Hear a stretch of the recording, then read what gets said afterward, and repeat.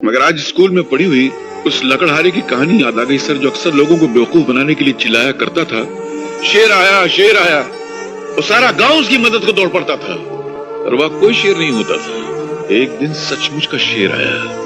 उसने तो बहुत चिल्लाया कि शेर आया, मगर उसकी मदद को तब कोई नहीं आया। वही हाल मेरा भी है आज सर। कल तक मैं झूठ बोलता था तो सारा जमाना विश्वास करता था, और आज मैं सच बोल रहा हूँ तो एक भी इंसान विश्वास नहीं कर रहा है। हालात शेर बनकर मुझे खा रहा है, मगर जमाना मेरी हालत पे मुस्कुरा रहा है।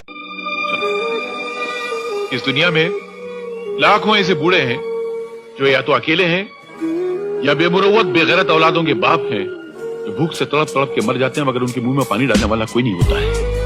अनगिनत अपाहिज हैं जिनकी तीमारदारी करने वाला कोई नहीं है। करोड़ों ऐसे नौजवान हैं जो पढ़ना चाहते हैं, पर गरीबी और मुफलिसी के मजबूत हाथ उनके हाथों से वो किताबें छीन लेती है, वो पढ़ नहीं सकती।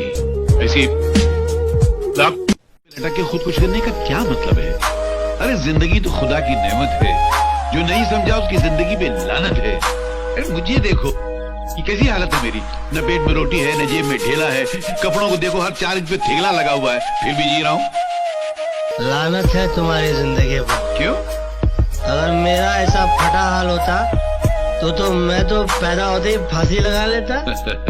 तुम्हारा हाल तो इस वक्त मुझसे 1000 गुना बेहतर है। अरे साला इस संसार में कौन भिखारी नहीं है, सब भिखारी हैं। हम पेट के भूखे हैं, रोटी के पीछे भागते हैं, इसलिए रोटी की भिखारी हैं।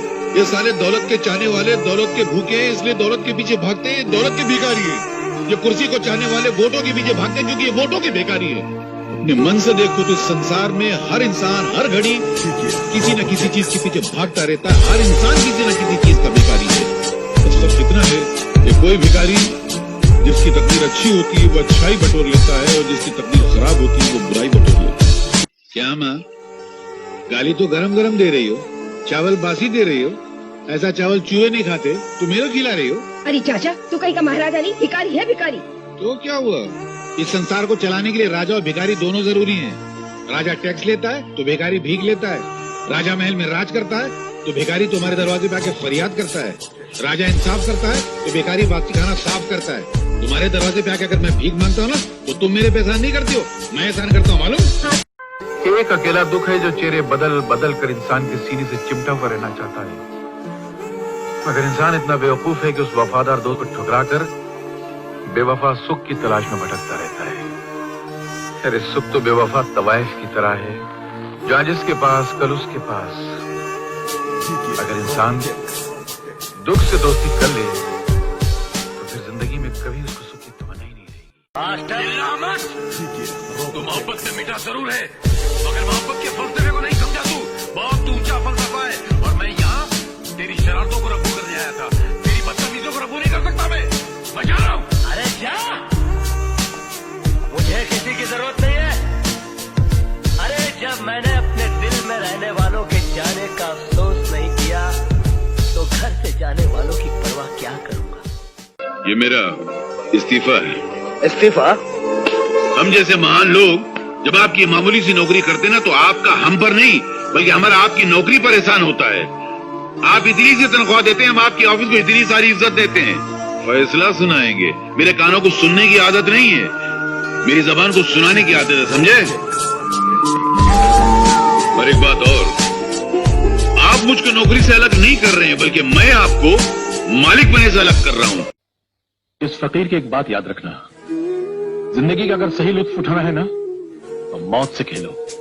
सुख में हंसते हो तो दुख में कह लगाओ, जिंदगी का अंदाज बदल जाएगा। बेटे, जिंदा है वो लोग जो मौत से टकराते हैं, मुर्दों से बदतर है वो लोग जो मौत से घबराते हैं। सुख को ठोकर मार, सुख को अपना।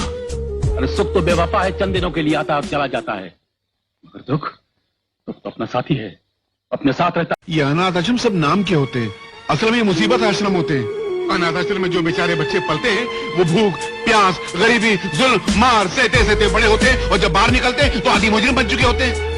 साहब, मैं तो कहता हूँ रुपये में 12 आना जो मुजरिम है वो सब अनाथ आश्रम की पैदावार है। इंस्पेक्टर साहब, आप अपनी इस वर्दी को हटाकर अपने खूबसूरत से दिल से सवाल कीजिए कि ये मासूम, ये छोटा फूल सा मासूम अनाथ आश्रम में पढ़ने के लायक है क्या? हम लोगों ने हिंदुस्तान की आजादी में खून इसलिए बहाया था कि भारत के भविष्य का बोझ उठाने वाले छोटे से मासूम कांधे अनाथ आश्रम में पलकर बड़ा होंगे? कसूर तुम्हारा नहीं है बेटे, मेरा है।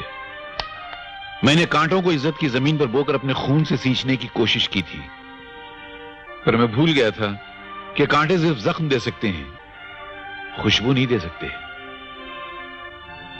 जीते रहो बेटा।